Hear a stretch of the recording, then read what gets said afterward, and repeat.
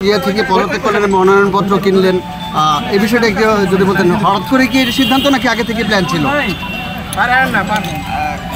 দুইটা সিদ্ধান্ত তো একসাথে রাখা সম্ভব না।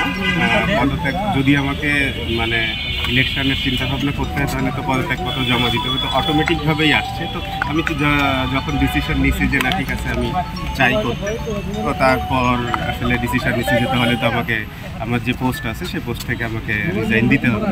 এই জন্যই পরিচালক পদে তো নিশ্চয়ই আগে থেকে চিন্তা ভাবনা করেছিলেন নাকি, মানে হুট করে সিদ্ধান্ত এটা নির্বাচন করবেন? বলা খুবই মুশকিল যে আগে একেবারেই চিন্তা করিনি, আবার এটাও ঠিক না যে একদম আজকে এখন ডিসিশন নিয়ে নিলাম। মানে এটা জাস্ট দুইভাবে চলছিল আমার মাথার মধ্যে যে আসলে কি করলে ভালো হয়।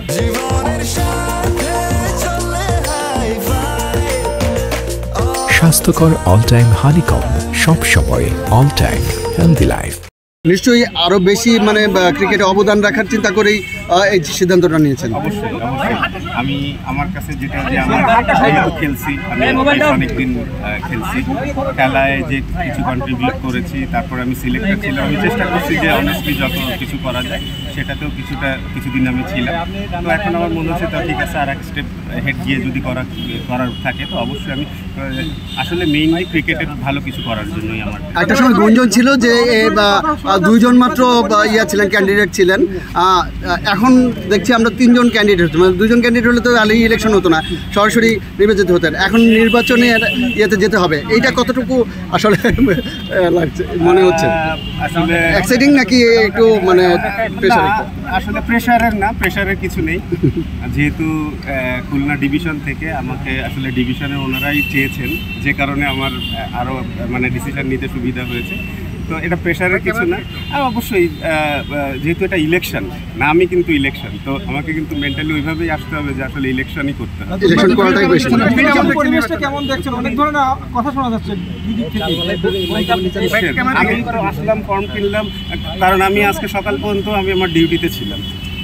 আমি যে কাজ, আমি সিলেট ছিলাম, সিলেট থেকে আমি আসছি, এসে তারপর ফর্ম যখন কিনছি তো তারপর আমার মেইনলি রিজাইন দেওয়া, যে এখন অ্যাকসেপ্ট যদি হয় সেটা কখন হবে।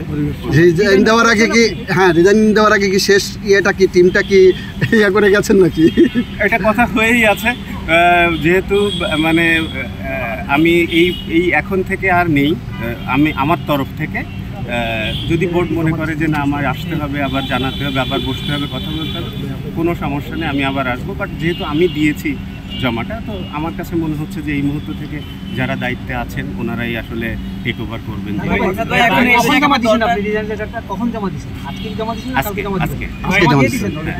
বাংলাদেশের সিরিজ তো আফগানিস্তানের সাথে শুরু হতে যাচ্ছে, আপনি নির্বাচক ছিলেন, আজকে ইস্তফা দিয়ে দিলেন, স্কোয়াড যেটি ঘোষণা করা হবে সেটি কি নির্ধারণ করা হয়েছে নাকি নতুন যিনি আসবেন তিনি বলেছেন? আমার সঙ্গে এই সিস্টেম অনুযায়ী এতদিন পর্যন্ত যত কথা হওয়ার ছিল সব হয়েছে। আর এই এখন থেকে এর পরের থেকে যেটা হবে, এখন তো ওনারা দুইজন আছেন, শান্ত ভাই নতুন ইনক্লুড হয়েছে, লিপু ভাই তো আছেনই, তো ওনারা ডিসিশন নেবেন যদি কোনো ডিসিশন নেওয়ার থাকে, আর যদি না থাকে তাহলে হয়তো আগে যে কথা হয়েছে সেই অনুযায়ী হবে, অ্যাকর্ডিংলি যাবে ওনারা।